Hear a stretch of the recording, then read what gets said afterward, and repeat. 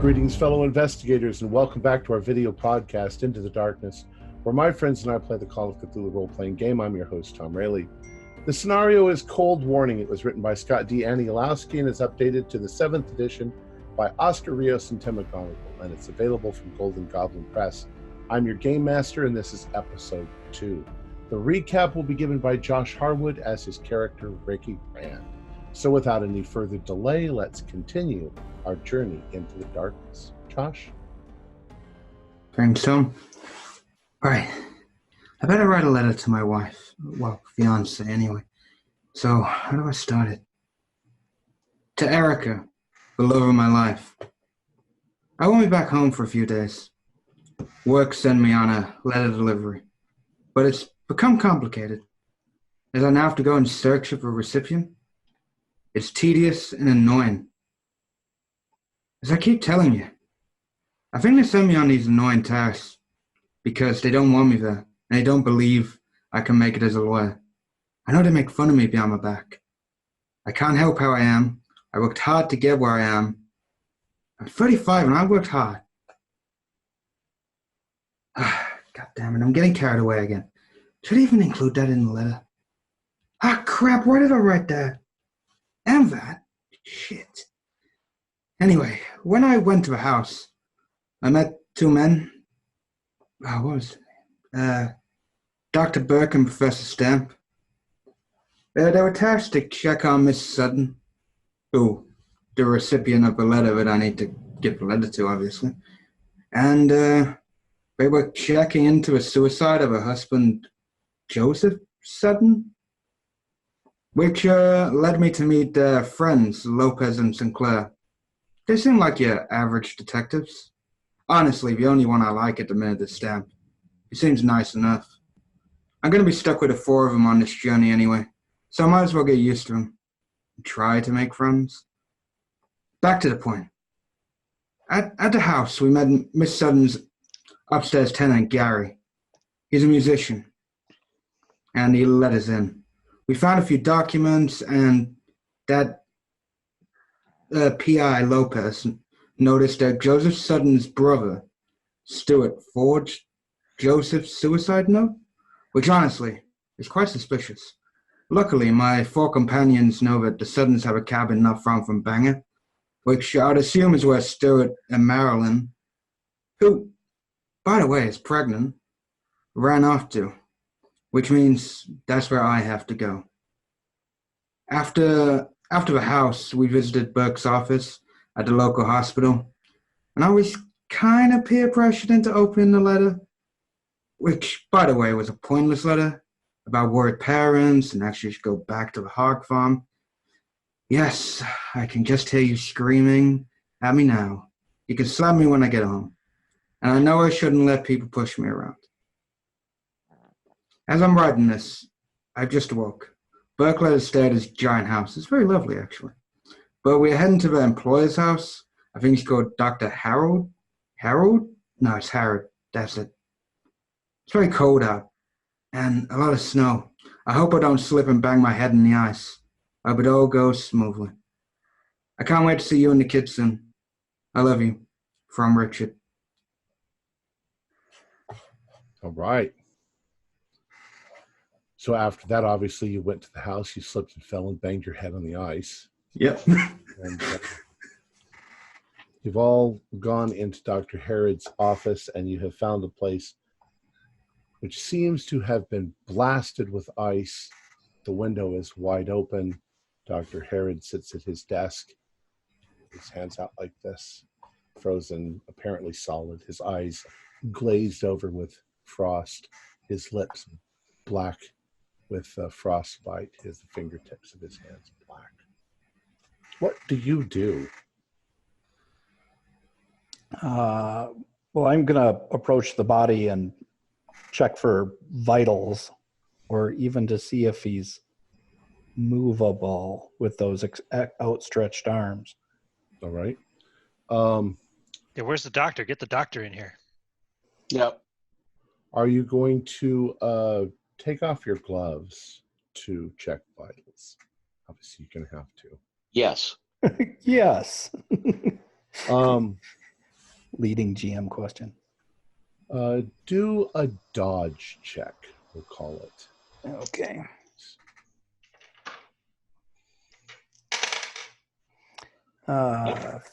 38 out of 30. That would be a fail. Okay. I made it. You made it. Steve, as you reach for the body, you reach for one of the wrists, and you grasp it, hoping to see if you can find a pulse, but it's literally hard like stone. Dr. Burke, you sort of do the same thing, but just as you're standing there, Steve yanks his hand back and rubs his finger. Apparently, it's so cold, it's actually given him a frost burn on his finger. Steve, you can take 1 point of damage. And your hand will sting for quite a while. Mm-hmm. He seems to be actually even colder than the room around you. And then the room is noticeably colder than it is outside. So as we look at the scene and the desk, does it look like he had even time to react, or does everything look like it happened? It doesn't look like he had much time to react, and there is definitely Rhine ice that's literally, instead of freezing this way, it's frozen like this way. From the blast. And it all seems to point towards the open window. There's frost on the window and pieces of Rhine ice that poke out into the room like little horizontal stalactites. Can we tell what he was looking at? Like, did he have a book in front of him? Did he have a file in front of him? Anything like that? There are papers on his desk, but they are underneath layers of ice. So to be clear, it looks like the blast came from inside the room going out? It looks like it came from the window. Okay, I'd like to cross the room to the open window and look outside. Because the house was described as being kind of Almost buried in lifted over, almost buried, right? Right. So is there snow right next to the window? Is that open at all? There's a large snowdrift right up almost to the bottom of the window. And right below this ground floor, this is the ground floor, right? That's correct, yeah. Right below, there aren't any footprints in the snow or anything. Nothing.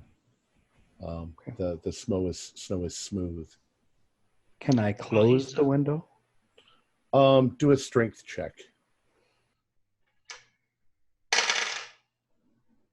Made it. All right. Regular? Yes, you are able to close the window, but it sticks because it's frozen, and you managed to pull it down. You've put your gloves back on, I assume, at this point. Yeah. I'm going to move the snow off the papers. See if I can get at what he was looking at. Okay. Yeah, I was gonna check over the desk as well. Yeah, I would too. This one.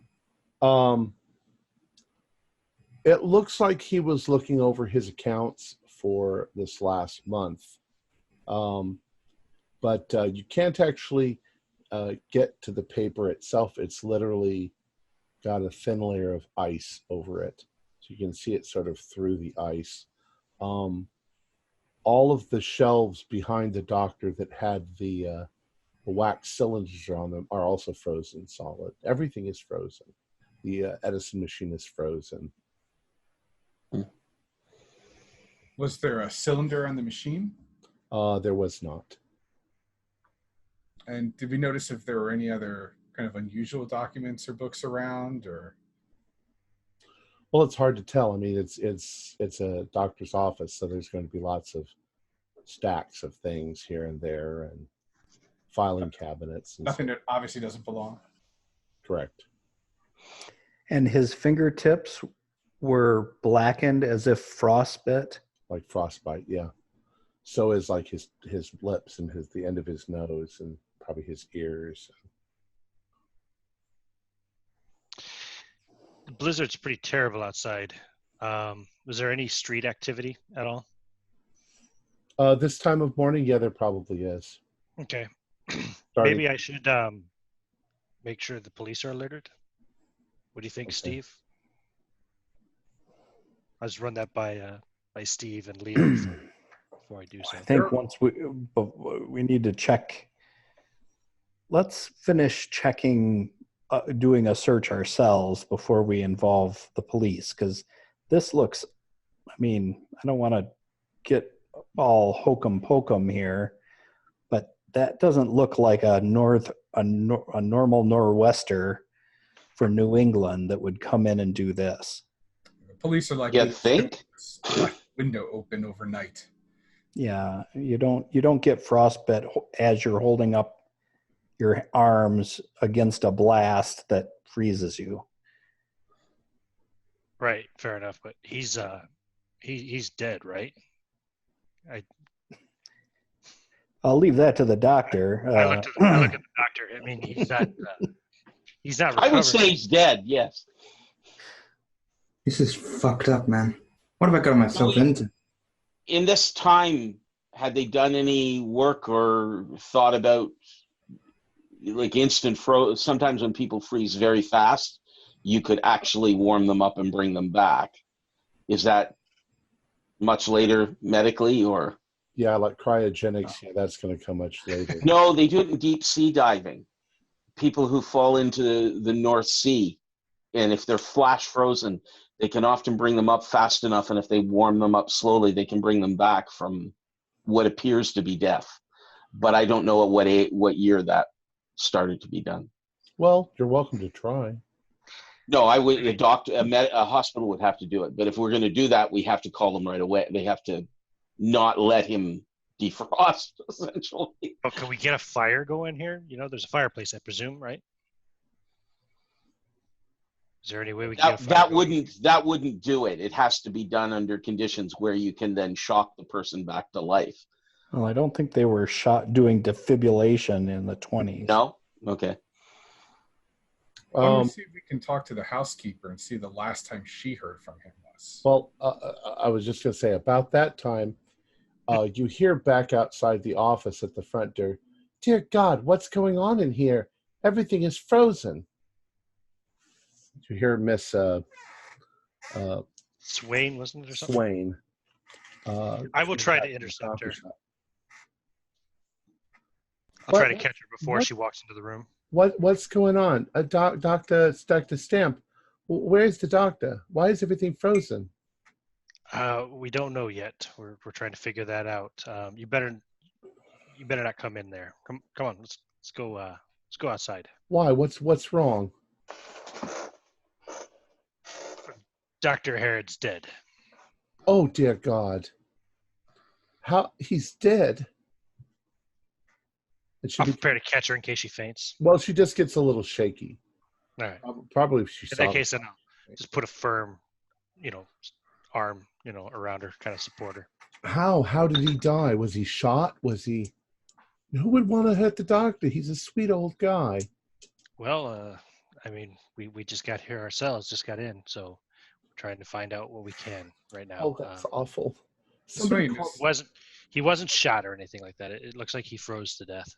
Miss Swain, that's oddly specific. Why do you think the doctor might have been shot? I don't know. How does somebody die? Did he have a heart attack? Well, you could say it was stopped cold. You said he was frozen. Yeah, but why would it be frozen? The window was open. On a night like last night? No. Why would he have the window open? Yes, it's all very shocking, Miss Swain.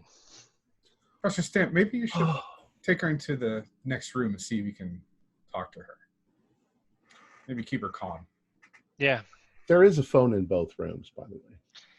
Yeah, I figured, are they operable? Are they frozen? We're gonna have to find out.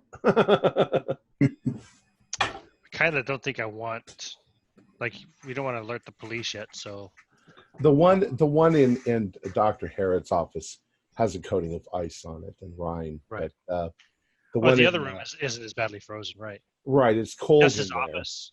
Yeah. Okay. It looks like everything seems to have originated from his office. Okay. Yeah, I'll definitely As take her into soon the next room. As soon as the professor takes her into the next room, I'm going to go upstairs, Okay. find a room directly over this one, Okay. and look out the window and see if I can get an aerial view of anything like tracks or depressions or anything like that. All right. You go upstairs, and there's the first door on the left. You open it up. It's obviously the doctor's suite. There's his bedroom. There's like a little, I don't know what you call it, a little study and a bathroom on the other side. And it's cold. It's cold up here as well. There's no frost on anything, though. And you look out the window, and you get a good glimpse of outside as well as the neighboring houses. And you can see that this big drift of snow, which seems to have left an area near the bottom window for some sort of access.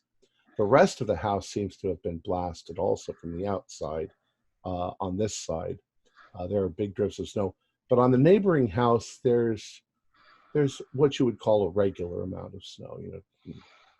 A foot. So there's no kind of point of origin of this so-called blast. There's no footprints. There's no indication that anybody was there, except that everything seems to have gone through that window. Something blasted through that window.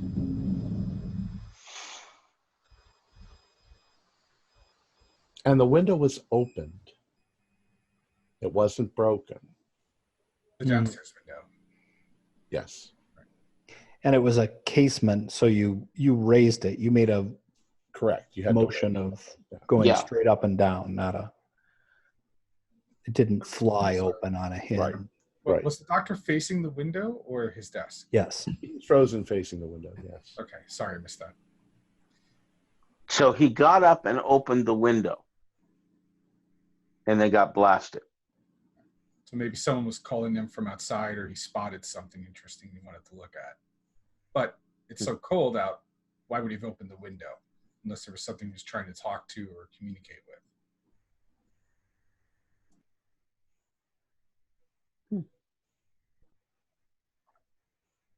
I'll come in from the next room over.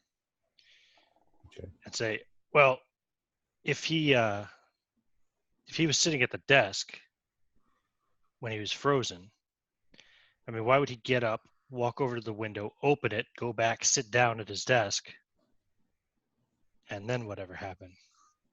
Wouldn't it make more sense that the window was opened either, right before or after he was killed by someone else? What was his hand flat out or like pointing towards the window? His hands, kind of as if he was trying to stop. Yeah, and then the fingertips are frozen, and then there's bits of Rhine ice that are. Okay. You know what? You all know what Rhine ice is. I keep saying it. Yeah. Icicles that form when it's windy. Around the window, is there anything out of the ordinary around the edge of the window? Just frost. Yeah. Okay. And more of the Rhine ice. Mm-hmm. The window, the glass is undisturbed, none of it's cracked or broken. Doesn't seem to be. I'd like to go talk to the neighbors, see if they saw anything. I mean, it's a faint chance, but if anybody saw anything, it'd be the house on that side. Yeah, I would like to search his upstairs room more. Do a thorough search. See if we've got any hints. Has he got any kind of a kitchen here attached to his office? Yes, it's upstairs. It's not downstairs. Mrs. Swain, why don't you see if you can fix us up some tea or coffee? Maybe both. Dear God, I'll make some coffee. What?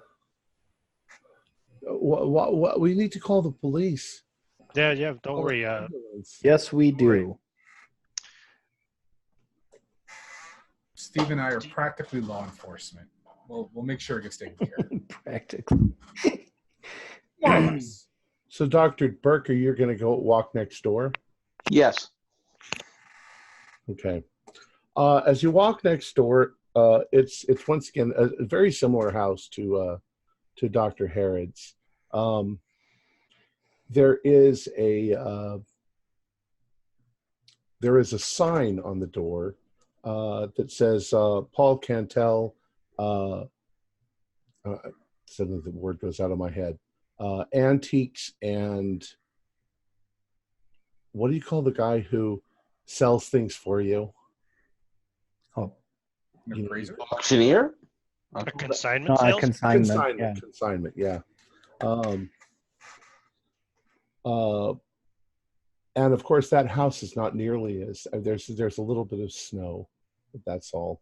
You knock on the door, and after a few moments, a gentleman looks like he's maybe in his mid-30s answers the door. He's in a suit. Yes, can I help you with something? Hello, I'm Dr. Burke. I'm a colleague of Dr. Herod's next door. Oh, There's been an odd occurrence over there, a break-in among other things. Did you happen to see anything last night during the storm? Did you see anybody around? I didn't see anyone. Of course, I was, nestled in my study with the fireplace going, and the wind was quite extreme. Did you hear anything unusual? Well, it howled like demons around my house. The way I thought it was a terrible storm, but I haven't heard it howl like that for a long time. For a long time? You've heard it before? Oh, occasionally the big storm comes in, but this was quite strong. But anybody else in the house with you who might have seen something? Would you be able to ask them for us, or No, I live here by a myself. cook, or yeah? Do you mind if I look in your backyard to see if there are any footprints or tracks? Well, sure. You'll have to wade through the snow. Of course. Want to come through? Please, if you don't mind. What happened? You said there was a break-in. Is the doctor all right? No, he isn't. He's dead. Oh, that's horrible. Have you phoned the police? Do you want me to phone them? There's some detectives over there who are taking care of that. I see. How horrible. Do they know who did it? Not a chance. No. Apparently, whoever it was, he let them in. He opened the door, or appeared to have opened the door. Dear. That's why we're checking to see if anybody saw anybody. Oh my. No, I didn't see anyone. You step out onto the back porch and he says, well, as you can see, it's a smooth, solid blanket of snow. But then if there was an intruder, the snow would have probably covered up his tracks. But there should be gulfs if somebody had moved through something.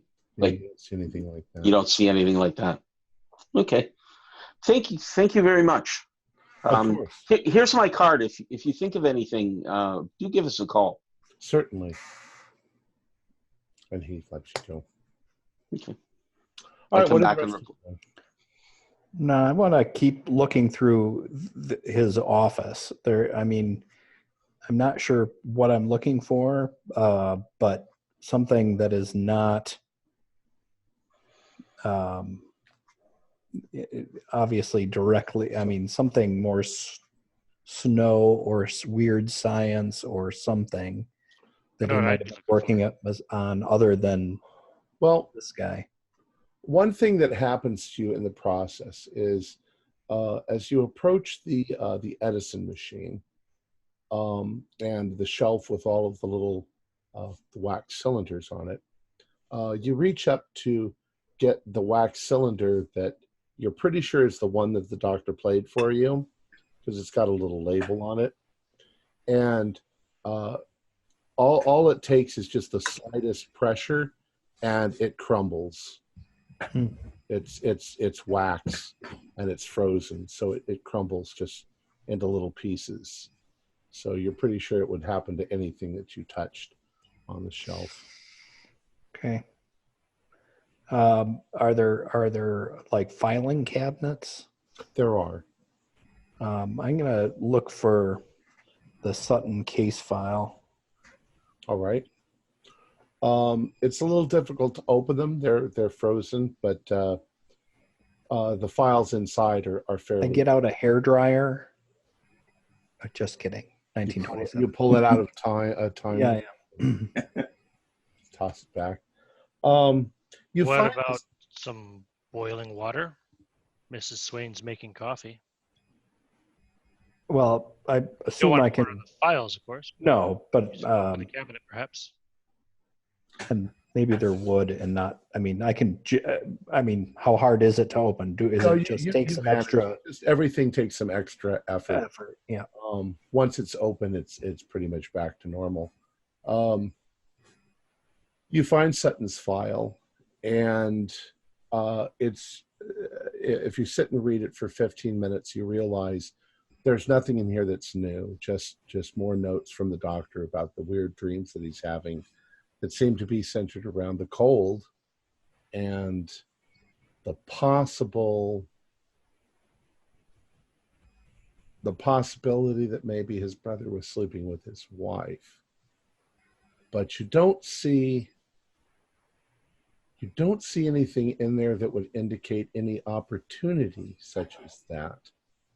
The only incident that's referred to is that a number of months ago, I think July, he and his wife went to visit his brother up north in Maine at the hunting lodge. On his desk, you said the papers were kind of like encased in ice. Mm-hmm. Is it something like, like when sometimes if you flash freeze water, right, it might remain clear, it doesn't get cloudy. Is it clear enough to make out what the documents say? Yeah, it looks like he was just doing his accounting. Okay, that's the only thing that he had open at the moment. Right. Yeah, I'm doing a thorough search upstairs, above the room. You go through his room, and his study. That's going to take you, let's say, 20 or 30 minutes, and you find nothing of any interest. Just he's a doctor. Mm. He doesn't seem to collect weird esoterica or bizarre things. He seems like he was very meticulous and careful or organized person. And we've already determined that the papers on the desk were primarily financial. Yeah. Are there any notebooks or either on or in the desk close to him that are of a more personal jottings, maybe not, random thoughts he's keeping track of, sort of thing, or a journal or something like that? Well, there are drawers to either side of him, and there's a central drawer. There doesn't seem to be any way of opening the central drawer without encountering the doctor. You can get it open a little bit, but he's kind of like right there. Yeah. On either side, you do find notebooks, and in every case, they're referring to other patients that he has. You don't see anything in particular about this. Put a sheet down on the floor and move the doctor. Lay him on the ground. Call the cops. Even if the cops come, we can pass that off as we were trying to render aid. Hold on. That might work, but again, these are the same cops that are more likely than not going to assume he left the window open. But since the front door was open as well, I don't necessarily trust that they want to decide that we're suddenly people of interest. The front door wasn't open when we got here. The housekeeper told us to come in. And you did have to force open the door. Yeah, we had permission from her. Okay, good point. I think we should chat. I mean, other than that, obviously, our next step is heading north to see what's going on, to follow the trail.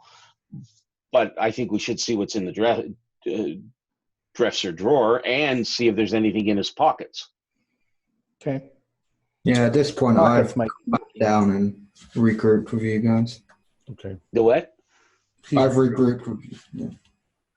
Yeah. All right. So you're in It's safe for us if we have gloves to move him, right? We won't burn our hands. Yeah, don't.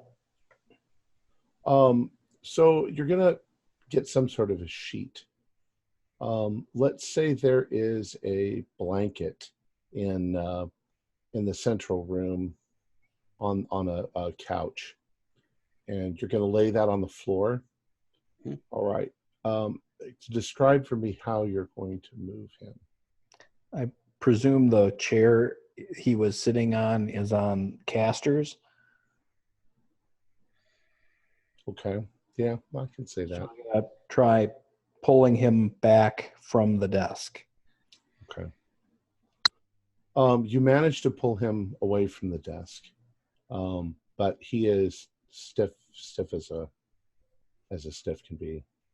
Legs bent or straight? Legs are bent. He's literally in a sitting position with his hands like this. Can we lift him from the chair? Can two of us lift him from the chair? Well, if we've pulled him back somewhat, we might just be able to open the drawer now. Yes.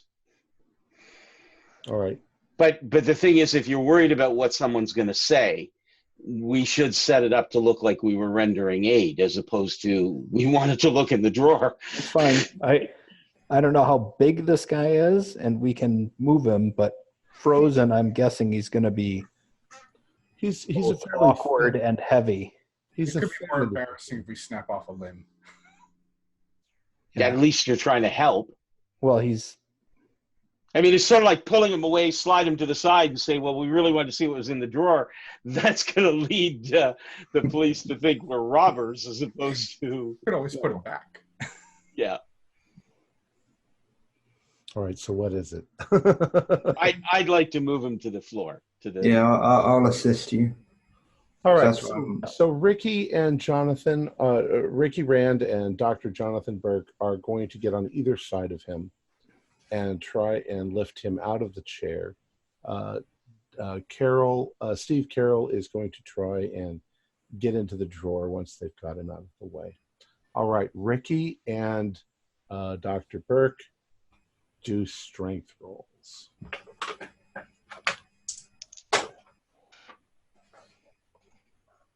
Uh, 24 out of 50. A hard success. Yeah, I got a hard as well.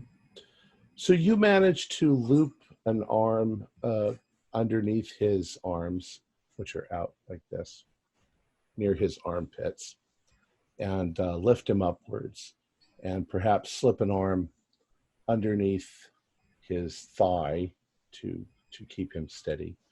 And you're able to move him over onto the over to the blanket, and attempt to lay him down. Both of you do luck rolls.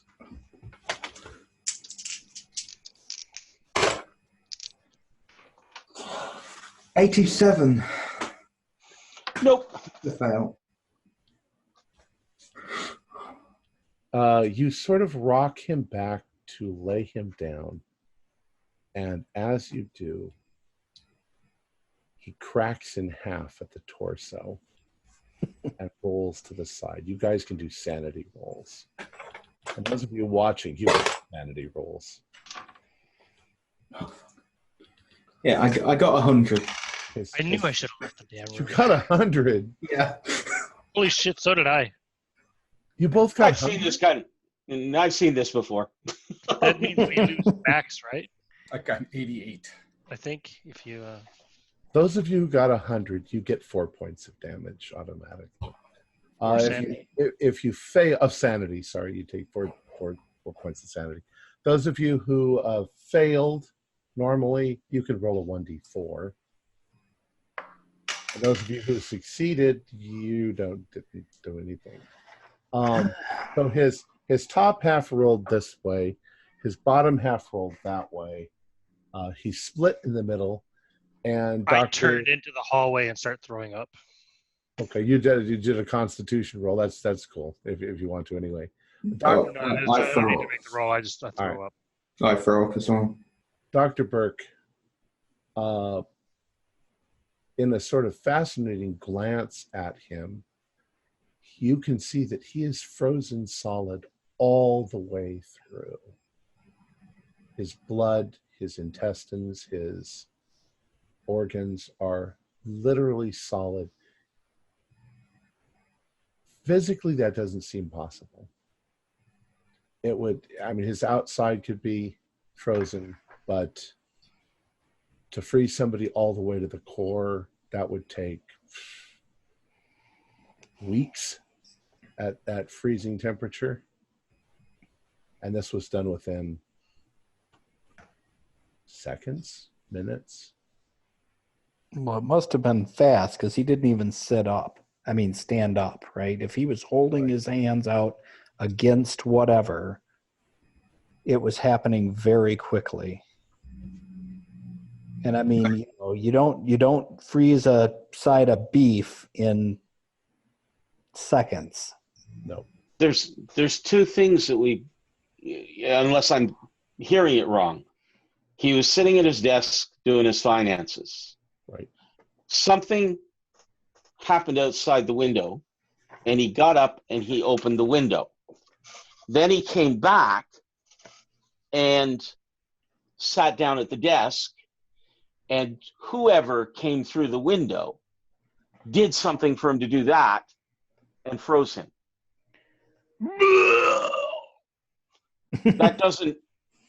That means you're dealing with something, someone, something. Like, stop, don't. Well, he definitely saw something. But he went and opened the window first, which No. implies that whatever was outside. We don't know that he opened the window. That's what you said, is it was opened from the inside. No, it was opened. There was no. We didn't say anything about who opened it because it was up. It's the kind that slides up and down.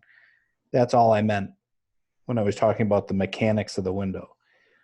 So it didn't blow open. It would have had to have been lifted up. But you could do that from either side. Correct.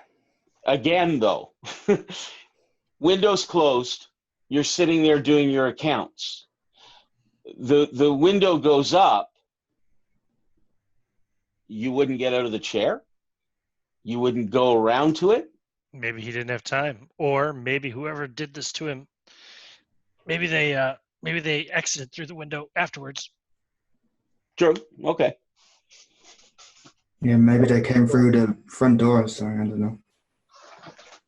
But I'm still not sure of how someone has a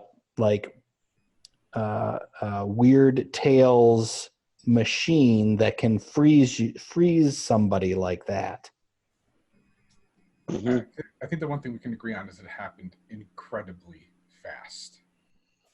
Yeah. It doesn't make any damn sense, but There's some weird shit, man. What the hell? I think the answers are to the north. We need to finish up here and head up there. I don't know. Something happened here last night.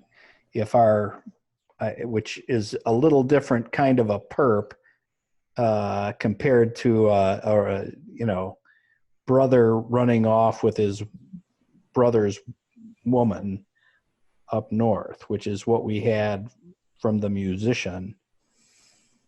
But that's they what left some time ago. That's what the doctor has asked us to investigate, is what's up north. We don't have anything to follow up with here.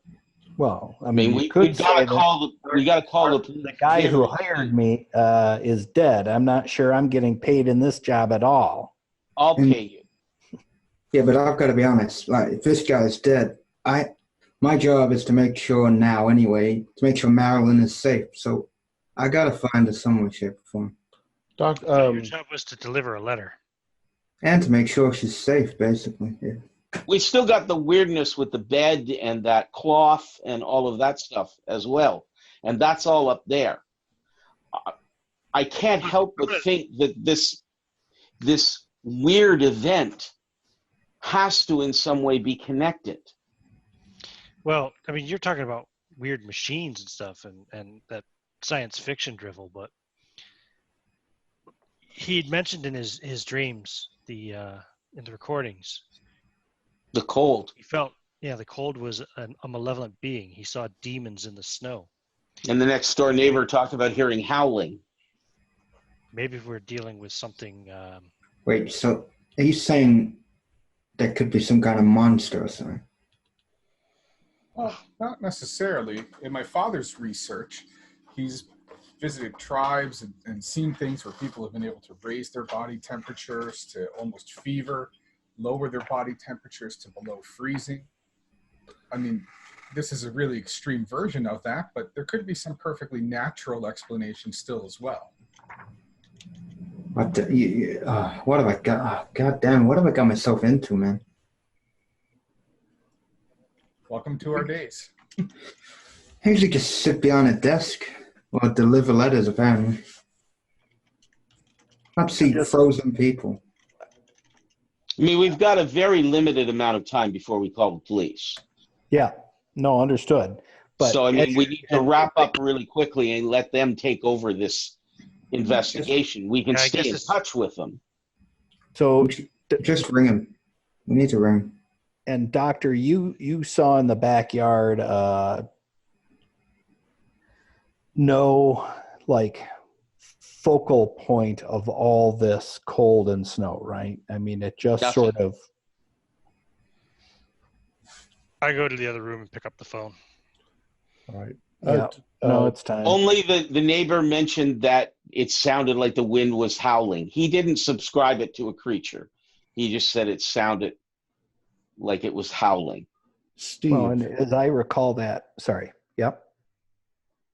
Do an idea roll for me.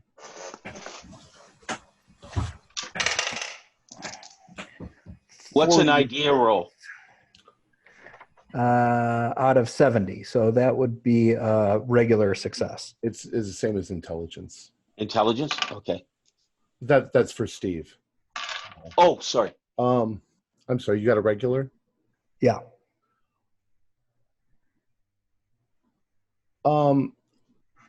In your mind, you're thinking, well, do any of you even know how refrigeration actually works?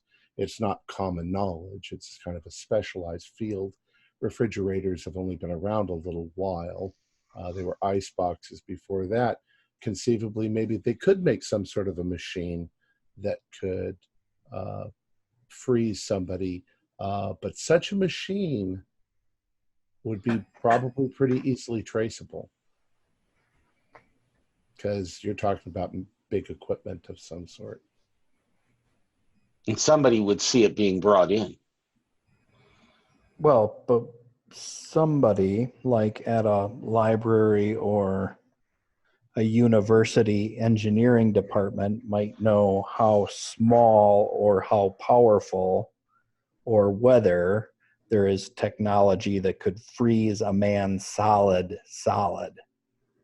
My medical knowledge says that to do that would take a very, very long time. I've seen lots of bodies. I've been in lots of murder investigations. I've never seen anything like this. So it's possible that someone somewhere is investigating that, but I think it's a waste of time for what we're looking for. Dr. Burke, do you have, what science do you have there? I have whatever you would give me with biology as a fact that I'm medicine. Got it. I'm just going to say general, just a general intelligence.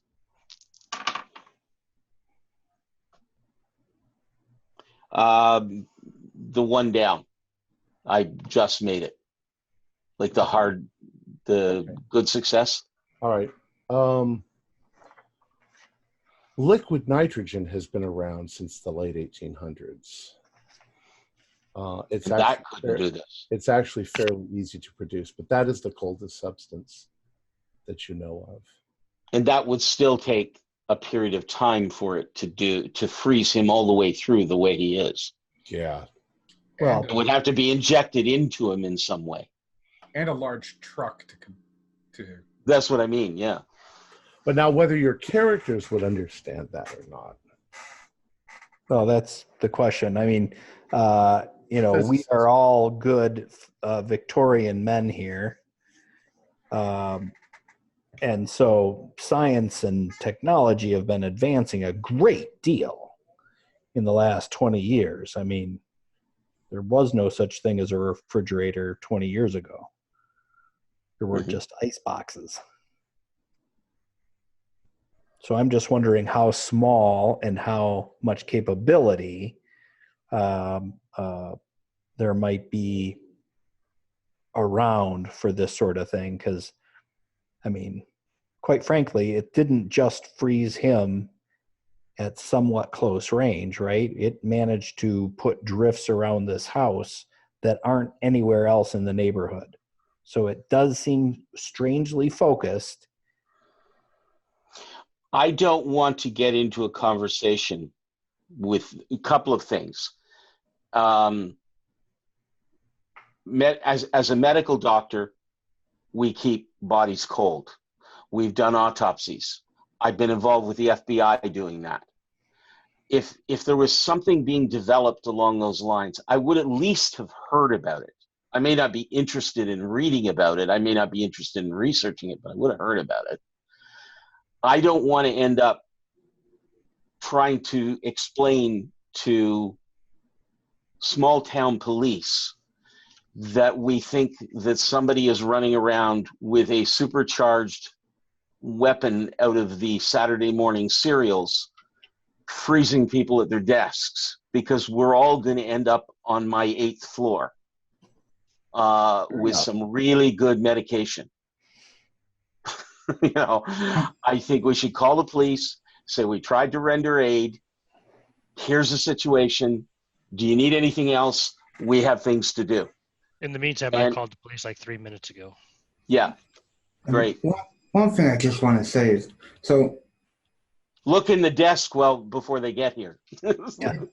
did you guys run about some kind of recording? What was said in that recording? It was a recording of a therapy session. The dead doctor here was a psychologist, an alienist, and the dead Sutton brother was his patient, and they were describing some nightmares that the Sutton man had that included kind of nightmarish figures in the snow and cold. So, I'll be right back. To be honest, what links this is it's all to do with Joseph Sutton, really. So we should really just, I'm hoping Stam just called the police. We just need to head to the cabin, get it from there, because clearly the doctor was only killed because of Joseph Sutton. From what I'm picking up, I'm not like a detective like you guys. I have basic stuff in there, but it's clearly to do with the Suttons in some way, shape, or form. I think that whatever we decide to do, even Arkham police are not going to be that slow when we tell them we found a body. We probably should make sure we have a straight story to tell them, a consistent one, that'll also help expedite us getting out of here as quickly as possible. Well, we were investigating and had a prearranged meeting with him that we were coming to today. Steve, I absolutely remember that meeting. Right? And you can hear distant sirens. I quickly check the drawer if that wasn't already checked. You pull it open and there's stationery, there are pens and pencils, various things that you'd expect. There is a couple of notepads that are blank, but nothing in particular. It looks also like there's a set of keys. Is there any tags on the keys at all? Anything specifically? They probably are house keys, and Okay. They don't look cabinety. no. Keys. Why do I get all the pointless things? A pointless letter and a pointless drawer. What the? All right. Close up the desk before the cops walk in. All right.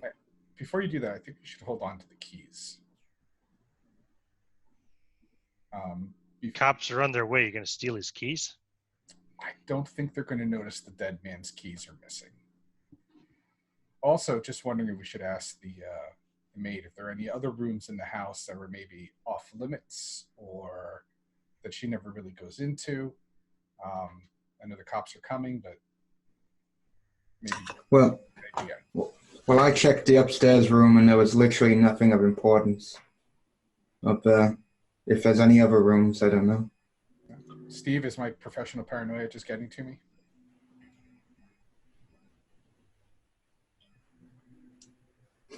John. We all forget what our real names are. Sorry.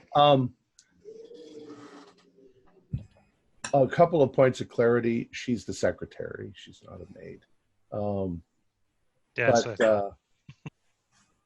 We'll say that just a cursory of the entire setup. It's just a bedroom. There's maybe a little study upstairs with some books. But after 5 minutes of looking through it, there's nothing unusual at all. It's exactly what you'd expect to see from a psychologist. There is a basement with old furniture and stuff in it. But once again, nothing at all of any interest. And by that time, the police have pulled up front. I go outside to wave them in to, this is where they're looking for. Carol. Hey. What's going on here? You are not going to believe this one. Some professor called us and said there's been a homicide and a death. Yes. Poor Dr. Herod froze to death last night, but it's the damnedest thing I've ever seen. Well, show us what's going on. Come on in here. You have a weak stomach. Watch your step. You're going to get all of the standard questions. We'll just assume that the police. He wants to know who you all are, why you're all there, etc. He talks to the secretary. She says that she called them, that she called you, and that you dug yourselves into the house and found it this way, and that she left last night around 6, and everything was hunky dory, and sometime in the middle of between 6 p.m. and 6 a.m. this horrible thing. The police are going to investigate. They're going to bring in some other detectives and go over everything. And they are as flabbergasted as you are. One cop less so. He's like, well, this is Arkham. He says one weird thing after another here. He says, have you ever seen anything like this? Nothing like this, but I've heard stories of weird things going on in Arkham with things dancing around in the cemetery and living under people's houses, and now we got people freezing to death. Any weird calls from last night that you made? At all. No, it was a blizzard going on. It was nobody was out. Good God. Okay. All right. So we'll assume you are all in front of the house getting ready to leave. Where are you going to go? Well, I guess we're going to get ready. We'll say by now it's about 10 a.m. because they detained you and they wanted to talk. Well, I don't think it's going to take that long to assemble some gear. We might also want some food for the road and get going. if we are in fact just hightailing it out of town. Yeah, it's 10. Is it do we know what the forecast is like, or is this blizzard still going strong? No, it seems to have, the weather seems to have lightened up. There's possible little flurries of snow. It is dead of winter, the worst winter on record. So there are snow drifts. The roads are going to be somewhat treacherous, especially going up towards Maine, where it's even colder and snowier. It's your option. Drive with caution. It's going to be about 255 miles. So your option of taking a train to get as close as possible, then maybe we can hire out a car big enough to hold us all and our gear. There are trains going to Bangor. Well, we sort of debated this last time as far as to how available a car is going to be in Bangor to get 30 miles north of there versus just driving up. I'm willing to drive up because I like to be able to get into a problem I like to be able to get out of a problem as fast as I get into it. Well, the quicker we get there, the better. So whatever way you guys think is good enough. I'll go in the car. We can go by train, whatever. Well, But I just want to get there. All of us in the car, all of our gear, packing some extra gas and shovels. I think that we'll be heavy enough to not fly off the road, and there's enough of us to dig our way out of any problems we should get to on the way up. Yep. All right. So we'll say that by 11 o'clock, you have gotten together all of your stuff. You've packed some sandwiches from the diner. You've got some thermoses of coffee. I assume we had thermoses. And you get on your way. Right. The road up to Bangor is quite treacherous. Once you leave Arkham, you head up towards Newburyport, and then you cross over into New Hampshire. I'm sorry? New Hampshire. Yeah, you're in New Hampshire for a little bit of the road, and then you go into Maine. Now, who's driving? I am. Dr. Burke, you are driving 50 miles down. Do a drive roll and a luck roll. Well, I just would have normal drive experience. I'm not a...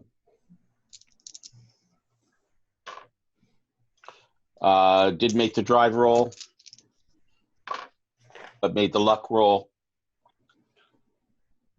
Did you make both? I'm sorry, did you say? No, I didn't make the drive roll. I made the luck roll. All right. All right, so you're on the road, and the wind starts to pick up, and you can feel the drag of the car getting pushed towards one side as the winds increase. Do another drive roll. Nope. Okay. There's a moment when a large gust of wind slams against the side of the car, and despite you're getting some fairly good traction, the car begins to slide to the side, and with a big thud, your wheels go off the road, and you land in a ditch in a snowdrift. So that takes some of the impact, but everybody do dexterity.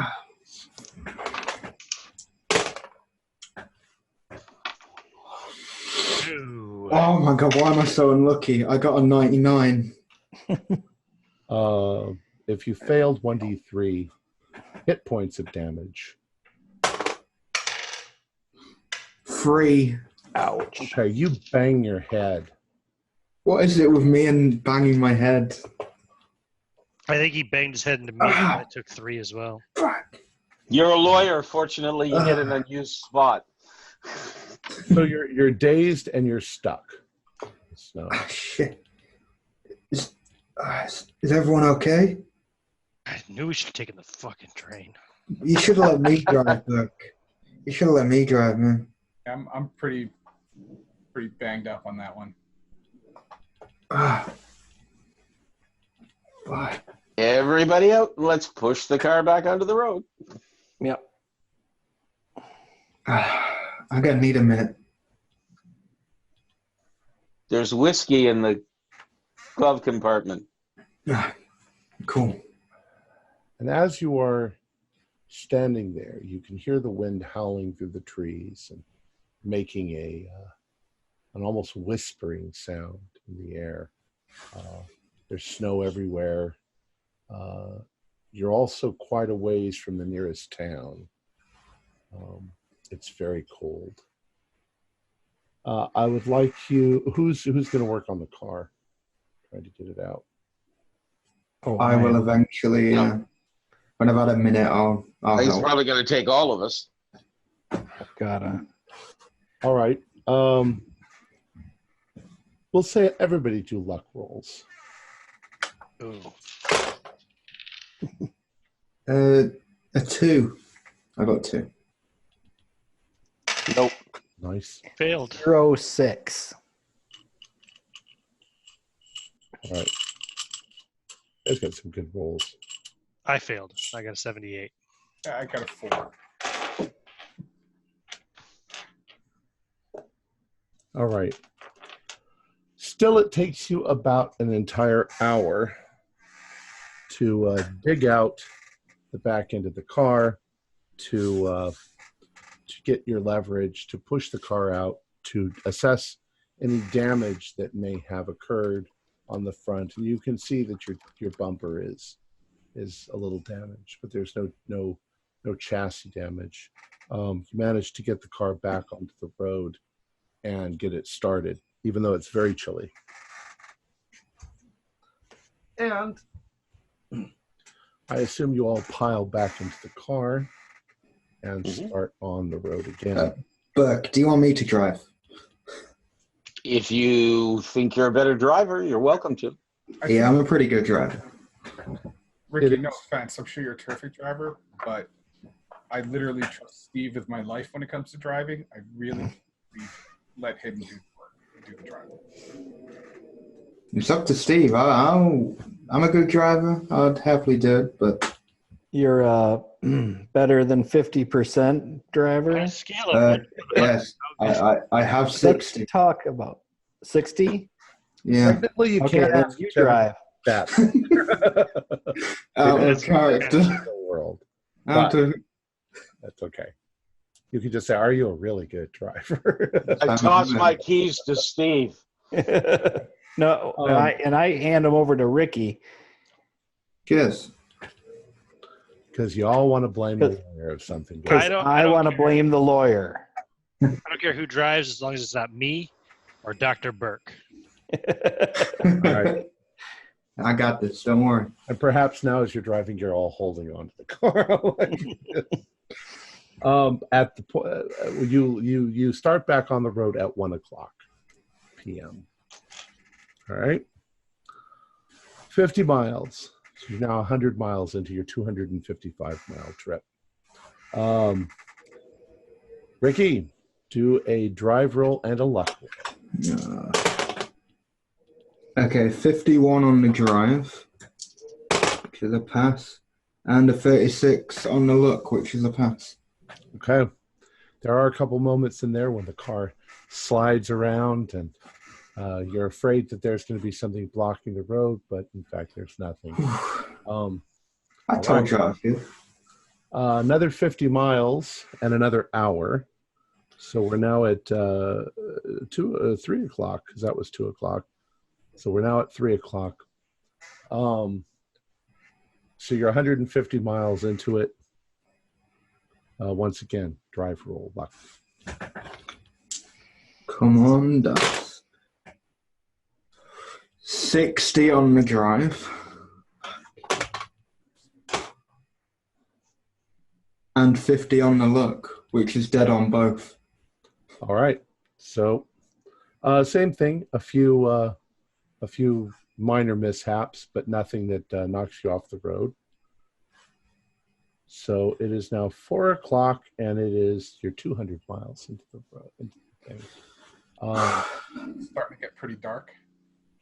Yeah, we Yeah, should 4 be o'clock looking for an definitely. inn or something. A motel. I think, given the treacherous conditions we've come across so far, Steve's got the right idea. Yeah, we definitely need a place to sleep for the night. Are we near anywhere? You are near a little town called Belfast, which is right on the coast. After Belfast, then you've got Bangor, but that's another 55 miles. I think we should push on through. Drive it after dark? I think Not dark yet. It's only 4 o'clock. 1927. Yeah, it's going to be dark in like half an hour. I think Belfast. I don't know. What time does it get dark on the East Coast? East Coast, Maine, in the dead of winter, February, it gets dark pretty early. 5 o'clock? 5. It starts to get dark. Yeah, it's dark over here about 3:34. So By 5, it would be nightfall. I mean, it would be pitch black Yeah. at that point. Plus, you're in a forest on both sides, so it makes it even darker. yeah, we need to hole up in Belfast for the night. Yeah, definitely. I need some rest, man, if I'm going to keep driving for you guys. What state is this now? You're in Maine. Oh, we're in Maine now. Okay. My head's State of still confusion. the combination of banging my head off of Ricky's and then that whiskey afterwards. It's not doing me. Hit my head twice now. What the hell is with that? I could use a decent night's sleep. I don't know how much damage Dr. Burke took, but I feel a little rattled. Not to mention my frozen finger. How is your finger? It's fine. But it, was a little bit of a burn there. We applaud your ethic, Dr. Burke, but I think we all need to rest. Okay. Yeah, All right. definitely. Anybody need any first aid attention? I didn't ask before. I should be okay. Not unless you can unring the bell that is my head. So you pull into the little town of Belfast. It's small. There's not much to it. The first place that you see that looks like an inn is labeled the Ponanset Inn. Perfect. Looks like a little a wooden structure, not too fancy, probably for travelers who get stuck. Native dialect for your fuck. What'd you say it's called? The Ponanset? Ponanset Inn. Can you spell that for me?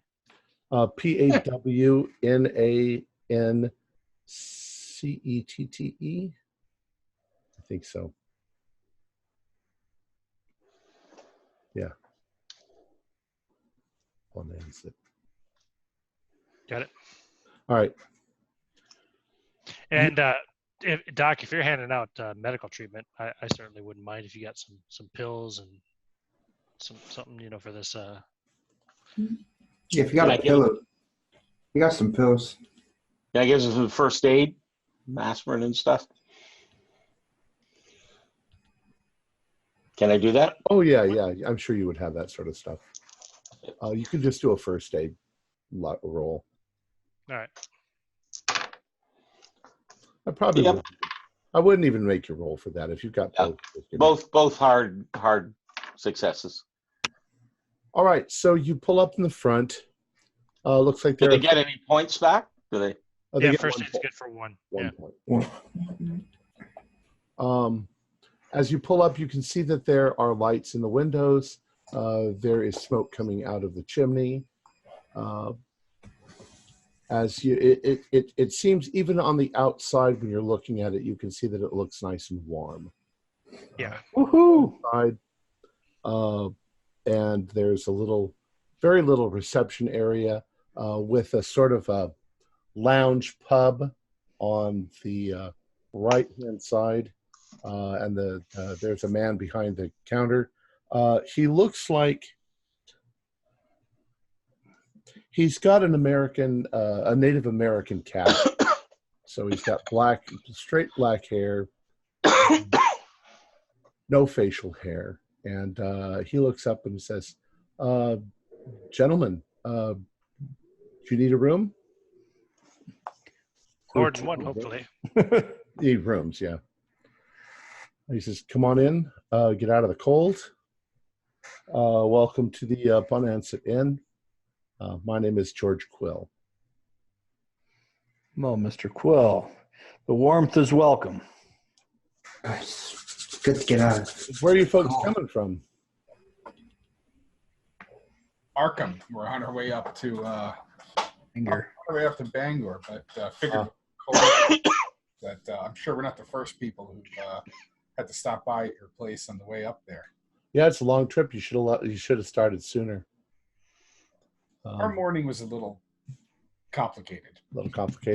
All right, I've actually only got 3 rooms, but the beds are big. So if you want to share, sure. All right, wouldn't be the first time Leo and I have had to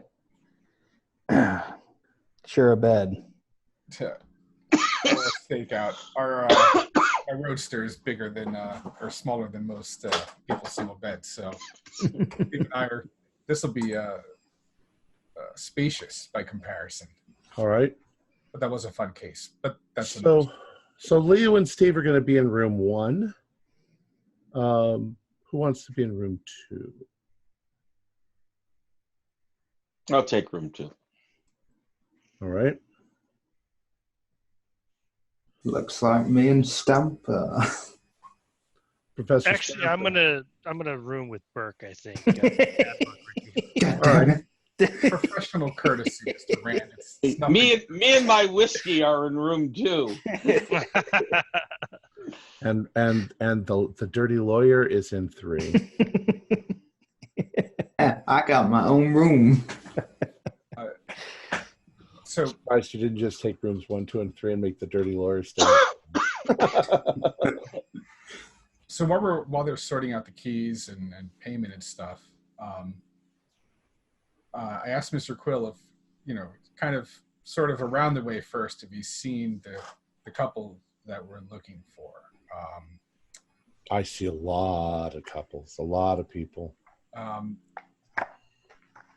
Stuart and Mrs. Sutton. Marilyn. If he remembers anyone kind of coming through like us, kind of in a hurry, or a pregnant woman with a man. He says, well, let's see. I let me check the books. When would they have come through? Mid-January ish. Oh, wow. He flips the book around and he says, you're welcome to look.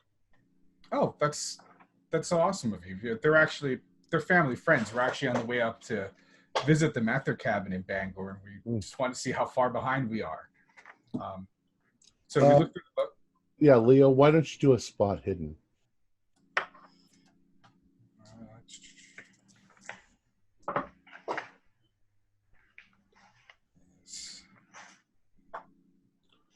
You want to get 68. And what's your spot 41. hidden?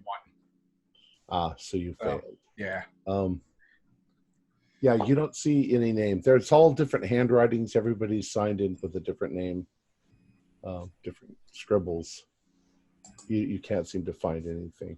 I'm still a little banged up from the ride. Steve, maybe you want to take a look at this? Sure. All right, Steve, do a spot hidden. And that would be a 38 out of 75. So 1 off of a hard. All right. You're looking through it, and you go systematically from the beginning of January to the end of January. And you don't see anybody registered as the name Sutton.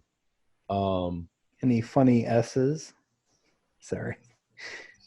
Oh, you're going to look for the funny S. We'll say that you were looking for that anyway. You don't find it.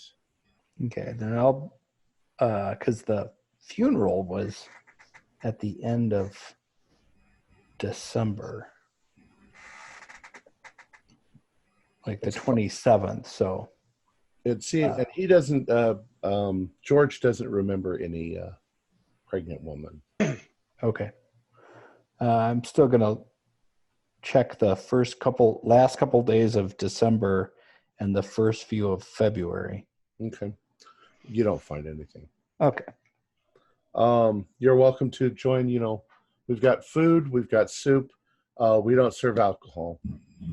It's prohibition. Of course. That's right. Yeah, that's fine. I do, and I have my own prescription if you'd like some, Mr. Quill. No, thank you, sir.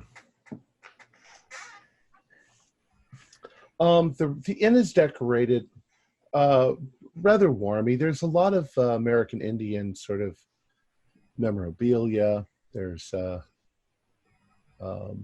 couple of animal heads on the walls. What you'd expect from an inn. I'd be checking out all that stuff. Yeah, it's just that warm, homey, lodgy feeling that you'd expect in a place like this. Cultural anthropology was my specialty, and I took a particular interest in the Native Americans. So, do you have a Native American role or something like that? Anthropology would work. I never put anything specific down there. I have a 75 in anthropology. Yeah. Why don't you roll that? Yeah. I didn't write down a specialty or anything like that. Yeah. It was in my backstory, and I still failed. Really? Okay. I did. Yeah, I rolled an 87. And Leo is... You all understand how luck rolls, that you can use luck. So. Yeah, is it worth it? Yeah. 12 points of luck. You will get back 1d10 luck. Well, you have to do it like a skill roll. So at the beginning of every day, every time you wake up in the game... Do we do that? Okay. Right. Every time you wake up in the game, you roll luck. And if you fail, then you can roll a 1d10 and add that to your luck. Gotcha. Okay. Yeah, what the hell? I'll give it a shot. That's for all of you. All right. I got a 75, Tom. All right. As you're looking around, it's obvious that almost everything here is Algonquin. It's the Native American tribes that are here. In particular, Ojibwa tribes. There are a couple of Native American masks that you can identify as, some of their deities. The Algonquins believe in spirits inhabiting everything. Even events are inhabited by spirits, and you can just see evidence that the owner is probably, well, almost definitely an Algonquin, as would be most of the American Indians in this area. It's a nation, Algonquin nation.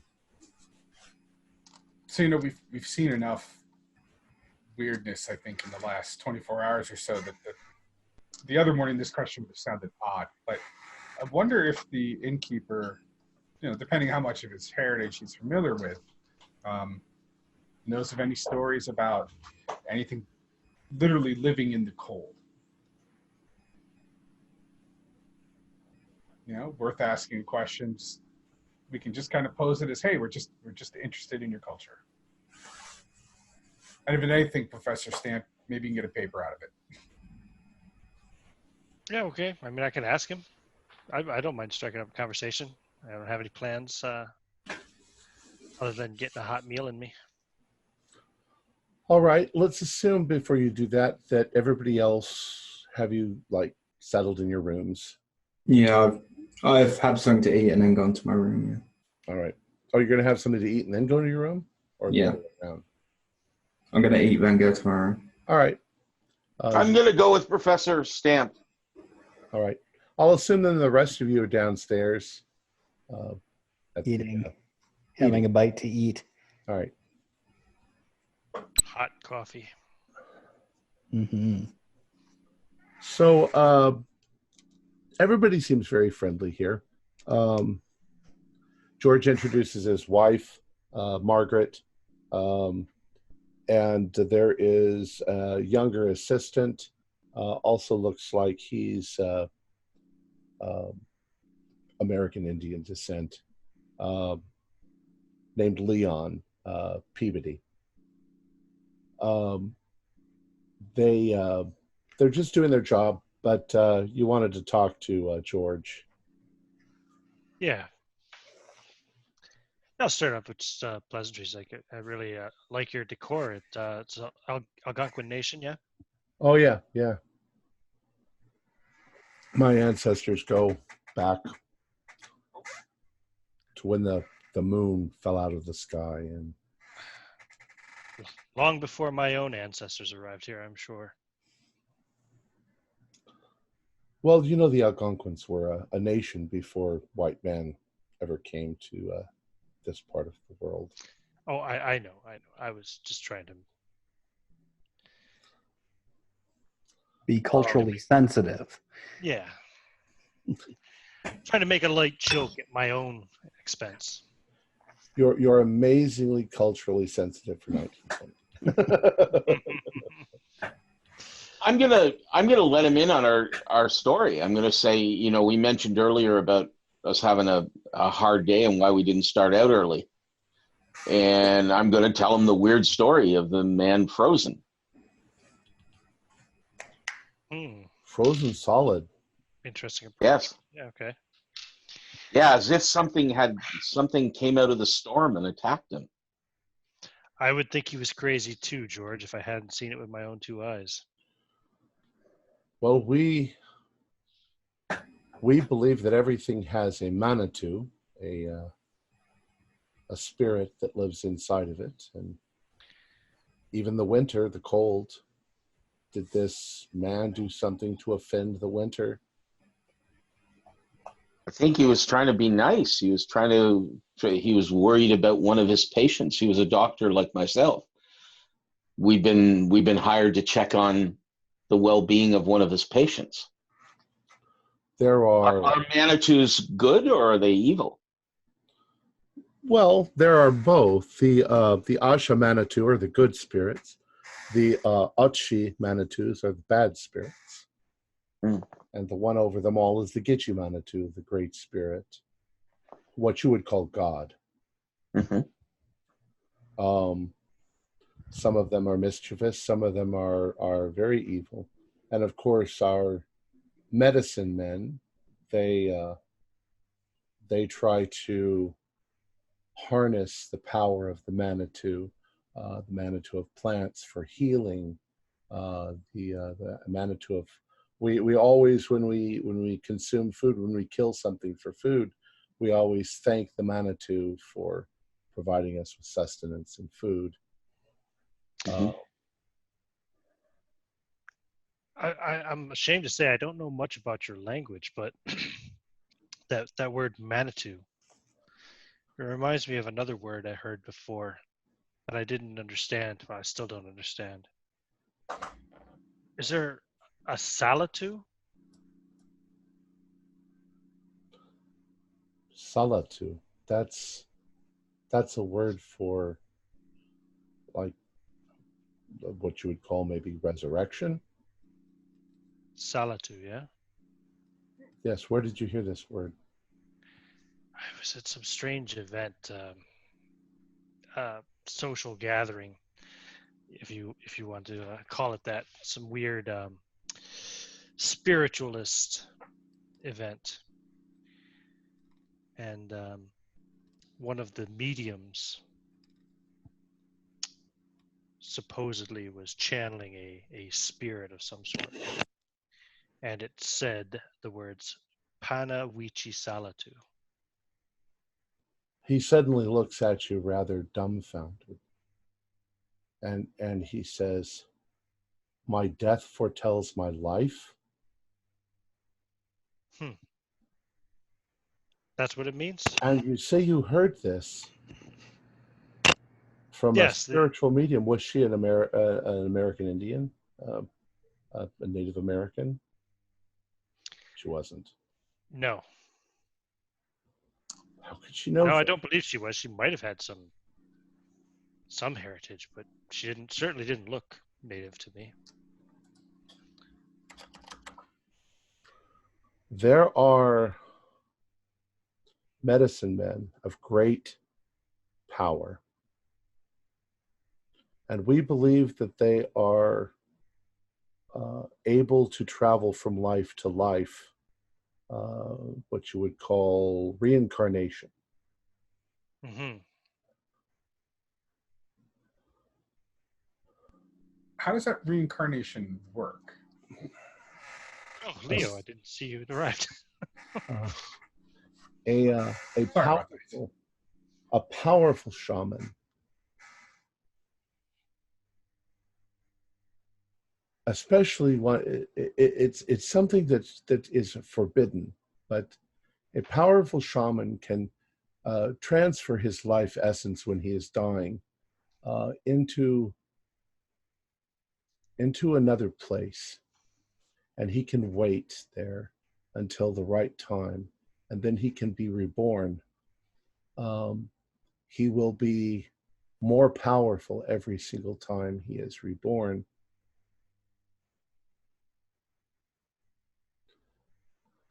That's Really? very disturbing. There are legends amongst our people of When powerful evil shamans that have done this. They seek power. when they're reborn, is there any story or background about how that might happen? And I tell them about the sheets and the color that was on the sheets, the liquid that was on the sheets. What you are saying is very, very disturbing. But Is there a medicine man nearby that we could consult or talk to, would be willing to help us out? none nearby that I don't know. I mean, I'm not really. These are the things of our people, but they're old. They're things that I don't know that are even practiced any longer. But this is very disturbing. The last time that I ever heard of such a thing was perhaps 50 years ago. There was a young woman of the Algonquin tribes who developed a kind of a growth on her back, and some sort of a, which we'd call a tumor now. But it grew quickly, and when at last it became very large, it burst, and a child was born out of it. Now, this may just be a legend, but we tell these like stories to our children at nightmares and like ghost stories. Yeah, sounds like changelings from European legends. And that it was the last time one of the great ones was born. He was called Misquamacus. Why did you call her one of the great ones? Misquamacus, his name means the ancient wonder worker. He was of the Wampanoag tribe. He was a sorcerer of great power, and we believe that he has been reincarnated 6 times now. Really? Is he a good man? He seeks only his own power and fortune. We don't know what his motivations would be. We would respect him, but we would fear him greatly. But he was born 50 years ago. Is he not still alive now? No, he was born fully grown. Mm. These things are not born like children that grow up. He's not a child. He's a powerful Manitou that's moving through time. Is he alive? Could I visit him in a location, or No, is he? No. As far as I know, he doesn't exist any longer. Mhm. But if he's coming back, that is not a good thing. Are they what other tribes would have called skinwalkers? Skinwalker, that's a different thing entirely. There are a lot of legends about strange things. And Miscomachus is not necessarily associated with anything cold. We have a lot of legends about cold things as well. Things that hunt the wilds and kill people who get lost in the woods. And I heard stories when I was a child of a thing called a Wendigo. yes, the Wendigo. Things like that. Strange, cannibalistic, once human people who are stranded in the snow and became cannibals and ultimately Wendigos. And now they have insatiable desires for human flesh. And they will eat anything they find. If you're lost in the woods, you're almost certainly doomed. Well, the good doctor certainly didn't look like he was nibbled on. No, but he did talk about losing his hand when he was a child, being lost in the woods. The woods are treacherous, especially up here in Maine. It's very cold. The nature doesn't forgive. Do you know of any magic that we could use to protect ourselves if we cross this wizard's path? I'm not a shaman. Is there anyone around we could ask? None that I know of. No? What about the stories of the cold? And the cold being vengeful against people. Well, the most common would be the Wendigo, but there are. I mean, the cold itself. If we're talking about the legends of my people, the cold itself is a Manitou. The wind, the snow, they all are Manitous. And if they serve an evil sorcerer, then they are deadly. I don't know that anything could actually freeze the way that you said your friend was frozen, but if you were to have the Manitou of ice and cold on your side, perhaps.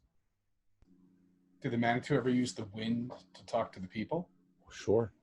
As I say, the Manitou of the wind is another Manitou. They're all, every tree, every rock, every stone, all of you have Manitous. This desk, this chair, this light, this fire, everything is a Manitou. Well, our friend was a good man. He was a doctor who spent his life helping people. So whatever came after him was not good.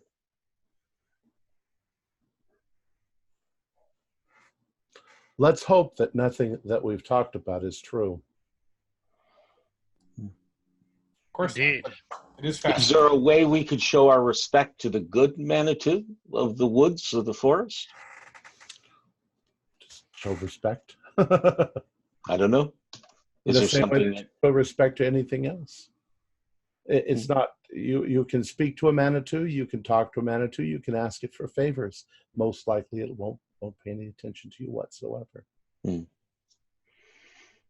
I know in speaking to elders of native, bringing them gifts of tobacco, for example, is considered showing proper respect. I wondered if there is something with the Manitou that would be like that. I don't think the Manitou need anything. Life, death, happiness, sadness, anger, everything is a Manitou. Everything has its own purpose. Some are good, some are evil, some are neutral. I think that if you really wanted to find someone, it would be difficult. You would have to inquire. You've inquired with me. I would have to inquire with my own people. They would probably have to find where is a shaman that we can speak with, a medicine man. I don't know. I would have to go on the same search. Well, I need to tend to something over here. And he goes back to tending to something. So that was a pretty interesting talk with Mr. Quill. I know that since we've had the poor frozen Dr. Harrod, this case seems to have veered off of the road, much like we did earlier. What do you think, Professor Stamp? I mean, let's just assume that maybe there's a possibility there's something a little bit out of the ordinary, way out of the ordinary. From your research and your knowledge, does any of this sound... no, I can't use the word plausible, but anything you've come across in your studies? Yeah, of course. I mean, it seemed like sound native folklore to me. Now, again, like you said, is it plausible? I mean, of course not, right? There's no such thing as a Manitou. Of course. But we do have a frozen man who's snapped in half, and another man, a man, missing a hand who shot himself with the hand that he's missing. Well, I'll tell you what is real. Although, I oftentimes wish it were not. There is a God and there is a devil. What the natives perceive as spirits and, sorcerers, etc. They're creatures of legend. The Wendigo, the skinwalkers that you mentioned. It's a very popular amongst Christian scholars that these are just manifestations of the devil, or demons, if you will. Very much. This is all hokum. Just a bunch of way of scared old men to scare other people into sending in donations. Well, maybe you're right. I kind of hope you are, but I don't know. Given everything that we've seen in the last 24 hours, I'm starting to wish I had gone to church a little more recently than, what was the last time? Christmas? Well, my mother's people are Taino Indians from Cuba, and my father, good Cuban man of Spanish descent, Roman Catholic. There's lots of times they would tell stories when we were little, or my father would discuss this research where they told the same stories, but they had all different names. The people in the stories had different names. It's the same story. But this is still weird. I think that we've eaten. Hopefully we'll get some sleep, but the chances of that seem to be getting lower and lower. Such a strange happenstance that even came into conversation. It's just the word he was using. It reminded me of that previous experience. Yeah, what was it? Just because the word was similar? Yeah, the language sounded similar. You come across these things a lot when you study cultural anthropology. And when he kept saying the word Manitou, it reminded me of that word that I heard. I wish we still had the recording from the therapy session. Does anyone recall if they heard anything that was not English sounding? No. No, but he definitely did mention in his dreams some kind of demons in the snowstorm. Exactly. And for a scared little boy reliving a trip gone wrong, the howling wind could be, Lord only knows what he really saw, but he was talking about something. Sadly, the only consistent things in this case so far have been the weirdness. Well, one thing's for sure. We're likely to learn more once we find Stuart and I forgot the wife's name. I don't want to draw too many conclusions since we're telling ghost stories here, but did anybody else notice that his story of the lump on a woman's back producing a full-grown man We didn't ask him about what kind of goo came out of that tumor. But that was his answer to me saying that. Like I told him the story that there was stuff on the sheet. I wasn't there for that. I didn't hear He did mention the goo. that part. Okay, so this is going to be strange, which feels really I redundant thought, at this point. But when we looked at the basement of the house, right, we assumed that she was pregnant, right? And there was this ichor, this stuff. But what if she was pregnant again?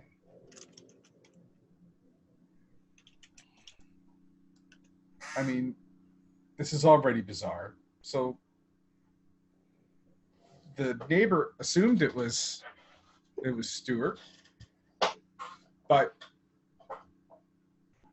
I don't know.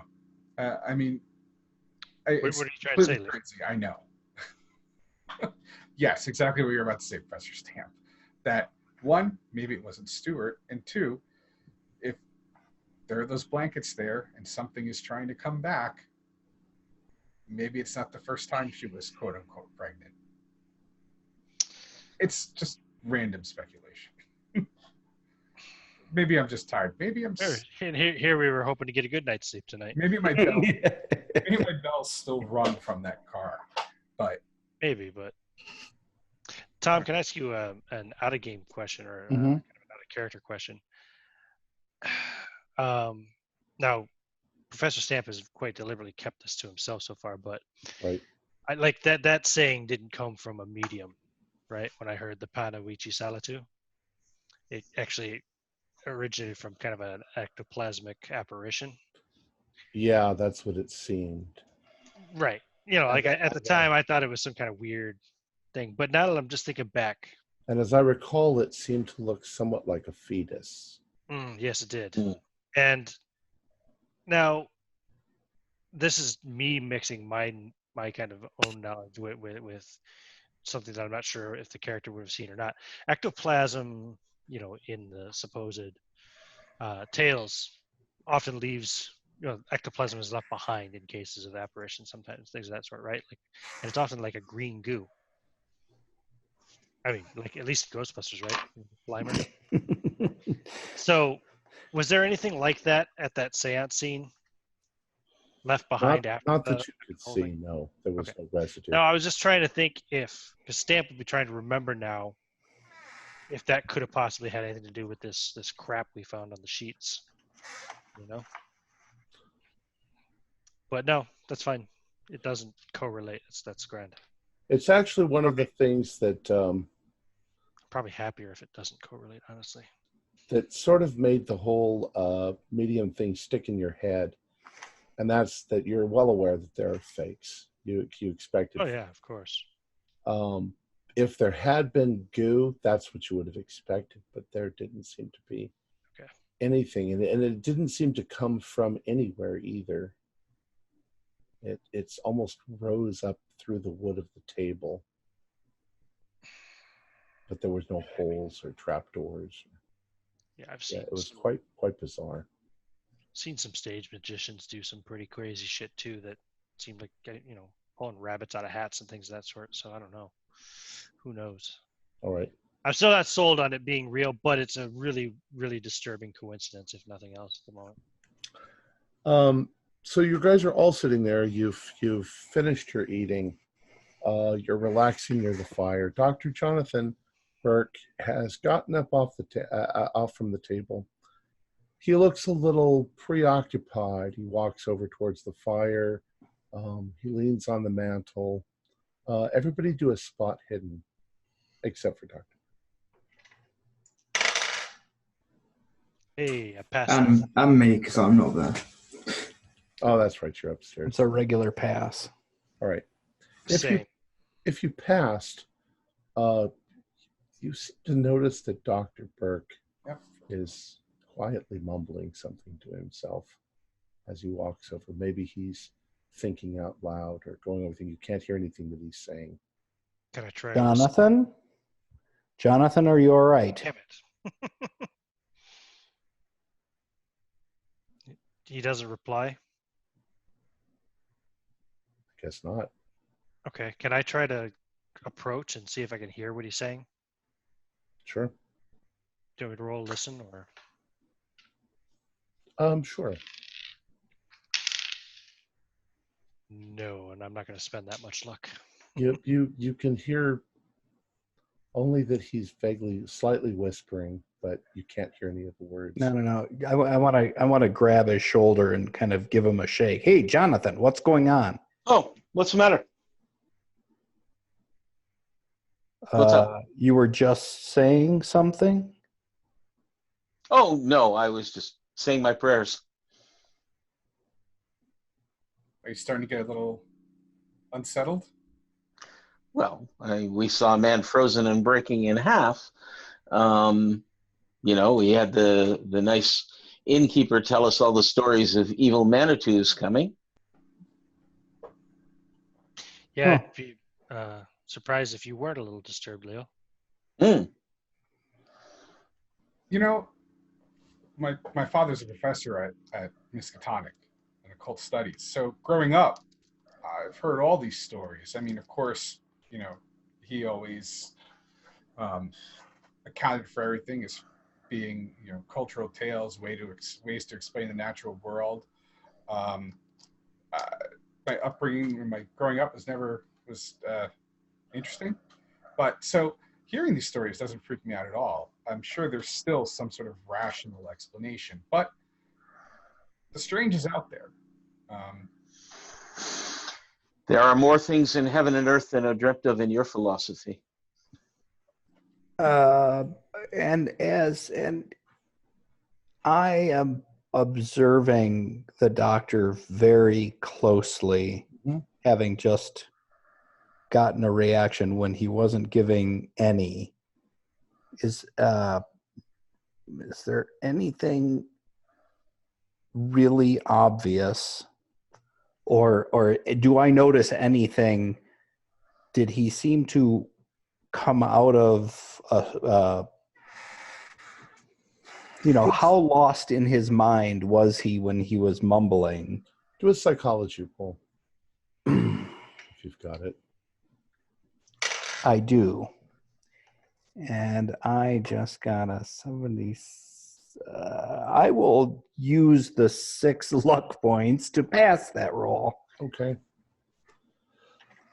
He definitely seemed very fixated on something in his mind. He was concentrating. He was you were actually talking to him, and he was oblivious until you touched him.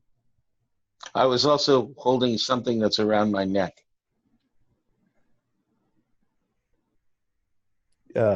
Did you stuff it back into your shirt, or can I see what it is? It's a necklace. You can't see what it is from where you are. You could ask me to take it out. It's a piece of jewelry of some kind. Yeah.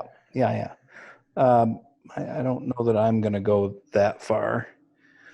I just am a little spooked myself and wanted to see just how unsettled you might be. Yes. Hey, I got to share a room with him. And I'll take care of that. as you guys are downstairs enjoying the warmth and the creepiness, you can hear the wind come up outside. You can hear it whistling around the corners of the house, of the inn. You can hear it rustling through the trees. Ricky, you're upstairs. You went upstairs and you sat on the end of your bed because you're feeling very much alone. These gentlemen have an agenda. They seem to know what they're doing, and you're going along with it because you need to deliver a fucking letter. But you don't feel part of their group. You feel isolated. You feel chilly, even though this room is warm.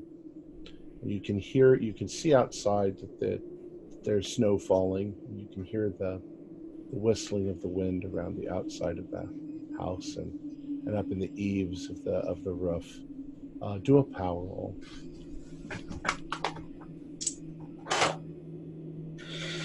94. That's a fail. All right. Power, right? You think about the day's events. You think about what happened this morning. You walk over to your window and you look out into the flakes that are being illuminated by the light through your window,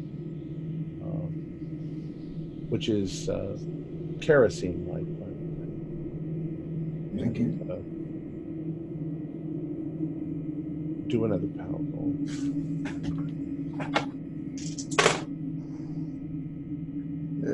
2. 2. Okay. 2. As you're standing there,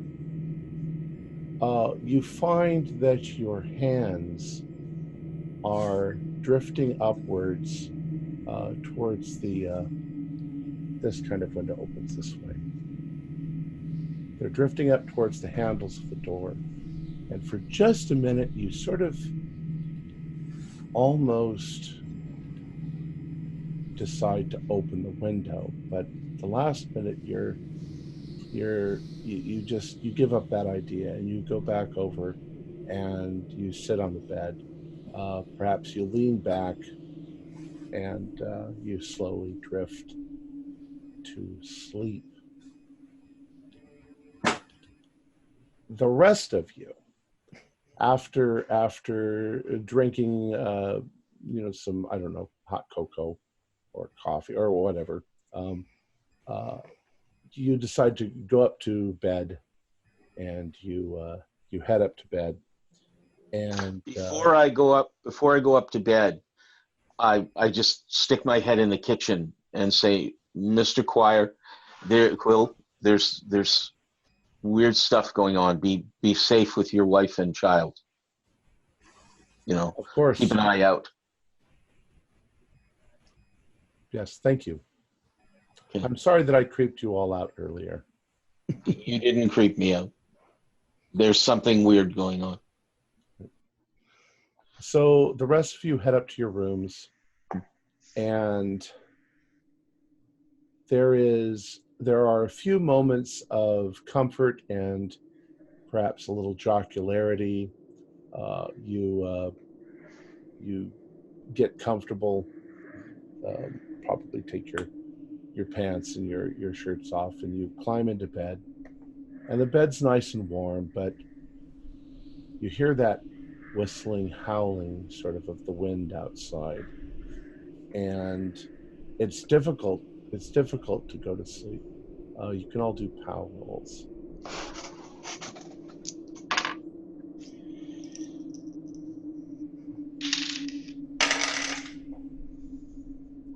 I got a extreme success. Okay. 71. Fail. Dr. Stamp, you start thinking about the Algonquin legends. Some of them you're already familiar with. Everybody knows them at the Miskatonic. It's fairly common. And before you know it, you're asleep. And you don't wake up until morning. Who else had a success? All of you? No, I failed. Yeah, Okay. I failed. Well, if you had a success, you eventually fall asleep and sleep until morning. Those of you who failed, you lay there for a good hour and a half, 2 hours, going over the events that happened that day and listening to that damn wind outside howling and thinking about weirdness and those Algonquin legends and the Wendigo and the Manitou and the Misquamacus, the evil medicine man. And eventually you fall asleep, but you don't have a very good sleep. Eventually you all wake up in the morning. Some of you well rested, some of you not so well rested.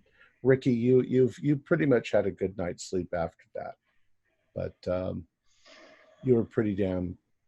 You felt very lonely. You felt more lonely than you were creeped out. Yeah.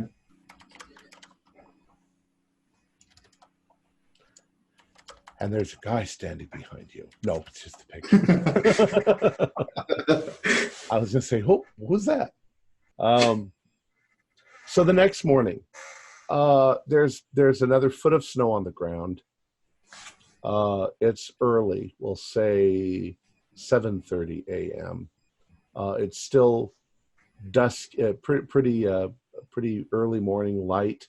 The sun is probably coming up from behind the mountains.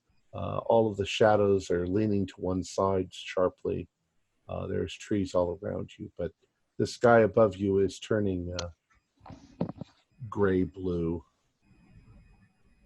It doesn't look like there's any clouds. The car parked out in the thing has a drift of snow on one side of it, but nothing that you can't clear off in 5 minutes. You probably have to scrape the ice off the windows. And if you want, then you can begin the final 55 miles of your. It's going to take about an hour. I assume I'll be driving again. Yep. How's your I night, think Ricky? that's a great idea, Ricky. Don't worry, I got this. You're all in safe hands. Well, it's a lot safer than the docks. But anyway, while we're driving along, what do people think? Are we gonna stop in Bangor? Because We've got about 50 miles to go, I think. to Bangor, right? And then we've got 30 miles north of there is where the hunting lodge is. Well, we covered, about 200 some odd miles yesterday? Yep. So I think depending on the weather, right? We should be able to push all the way through. Although, maybe we want to stop in Bangor and get a few more supplies, kind of restock food-wise after our trip up here. That sounds like a plan. What did you guys get up to last night after I went upstairs? Yeah, that's when things got really weird. We spoke to the innkeeper. He shared a bunch of legends with us. Nothing that really sheds light in the case, but more of Native American theories about what happened with the case. Maybe some of the other guys have got a better way to explain it, but it was unsettling. So some more weird shit then. Yeah, basically. Oh, What's also, Ricky, I know we were all exhausted and everything yesterday, but I think at this point you're pretty much firmly in the group. You've experienced just as much of this bizarreness as we have. So I think it'd be a good idea if we started taking meals together, just to check in with everyone. Wait. Are we voting on this? Because I don't want him in the group. I don't. I don't want to be in your shitty group. The kid's bad luck, and he can't even deliver a fucking letter.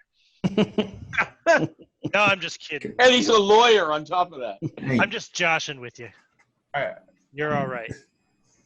Yeah, I mean, he's seen just as many bodies as we have in the last 48 hours, so it's got to count for Hey, something. he actually broke someone in half. I mean, technically speaking, He broke a corpse. Dr. Herod could have still been alive at that point. He may have killed him. and I did throw up by his head as well, so Yeah, I think it's safe to say you're one of us now, Ricky. Yeah, what if I don't want to be one of you? Tough luck. Yeah, I don't think you've got a choice, mate. Yeah, I'm kind of driving for you guys now, so So just to clarify your plans, it's 255 miles to Bangor.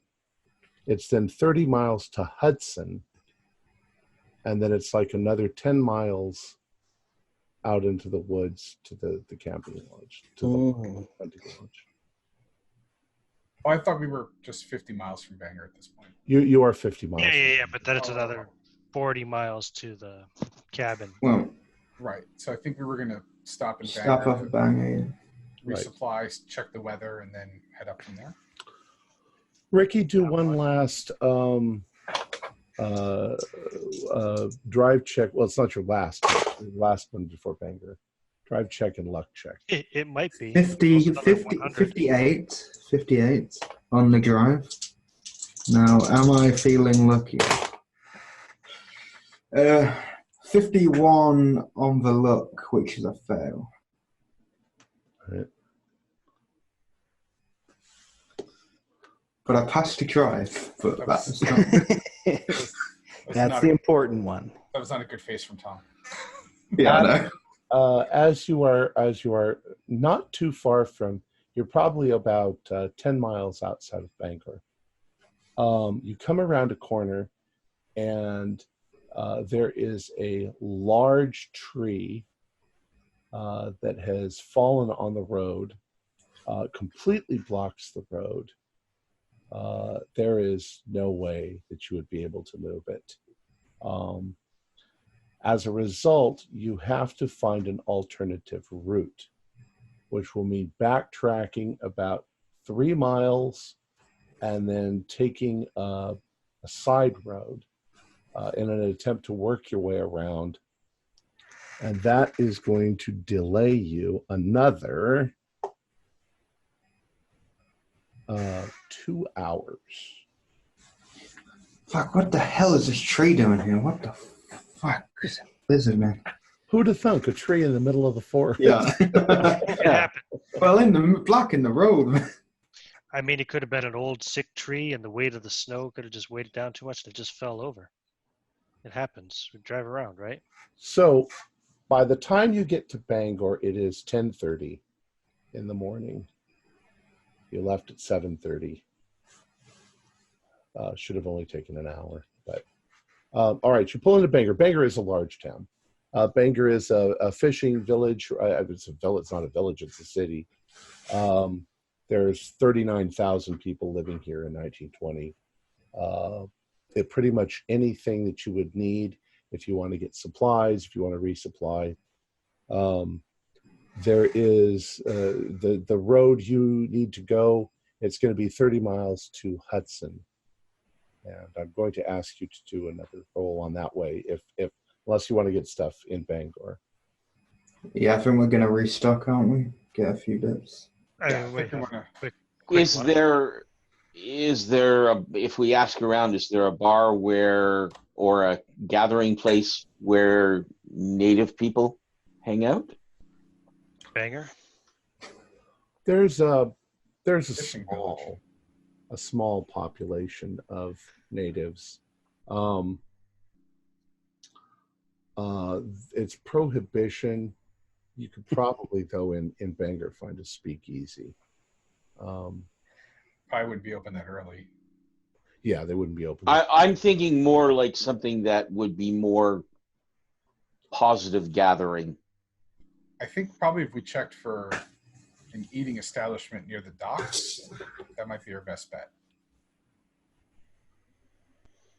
The Algonquin Nation is, I don't think that there are reservations in that part of the world. I think they're pretty much incorporated into most natural society.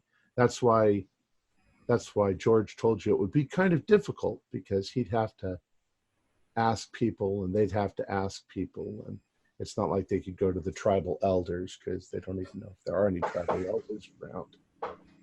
It might be a safe bet that they're still involved in the fishing industry. Oh yeah, I mean, there's major fishing here in Bangor, and shipping. This is a major hub for both Canada and the United States in Bangor. So it's 10:30. Why don't we reprovision, right, and make sure we've got food. Anything else you guys can think of that we might possibly need? Maybe Dr. Burke, if you want to stock up on some extra medical supplies, and then maybe around lunch, we'll see if we can catch some of the guys on the docks. And what we'll do is we will call the game there, since we've reached 2 hours, and we will pick it up next week. You guys feel free to correspond with one another during the week and decide what you think you might want to do. We'll call that the conversation that you're having in the car. And then you can just, present it to me next week. Also, because you slept and you got up, go ahead and do that luck thing. Roll your luck skill. If you fail your luck skill, then you can roll the 1d10 increase. We rolled the percentage. Correct. No, I made You want to, in this case, get over the percentage. You only go back to your normal luck, right? You don't. No, normally you stay at whatever you're at. Luck can go higher than you had to begin with. Oh, okay. So it's just a matter of now this is assuming you lost luck or you used your luck. You don't get it if you didn't use your luck. Oh, okay. It's just like a skill check. It's like a skill check. And did we get a hit point for getting any rest? You can have a hit point back from that. You can also have a sand point back for getting a good night's sleep. I should probably say, except for the people who failed their POW and had a really rough night. All right, we'll call it there. Let me go ahead and do the outro. What's happened? All right. Our players included John Lundman, Ian Christensen, John Hicks, Michael Rodriguez, and Josh Harwood, with myself as the keeper of the secrets. We're currently producing up to 5 shows a week with music and sound effects added in post-production in order to create a richer listener experience. We provide audio-only versions of our shows free for you to download from Podbean or iTunes. The costs involved with the show are provided almost entirely by our patrons. Without them, we wouldn't be able to do what we do. We have a new patron. Gary Welsh has pledged $3 a month. I GM'd a scenario for Gary at Necronomicon a couple days ago, and he decided to join us. So we should see him in a game pretty soon. So thank you very much, Gary, for your contribution. If you'd like to support our show, please visit our Patreon account. Just $1 a month helps us a lot. You can find a link in the description below. Like, share, and subscribe to our channel and punch that bell icon for updates on our latest shows. And leave us some comments. We enjoy reading them and answering any questions you might have. This is Tom Riley, together with all the members of our gaming club, inviting you to journey with us once again into the darkness for another adventure into the universe of H.P. Lovecraft and the Call of Cthulhu role-playing game. Until next time, good luck, good gaming.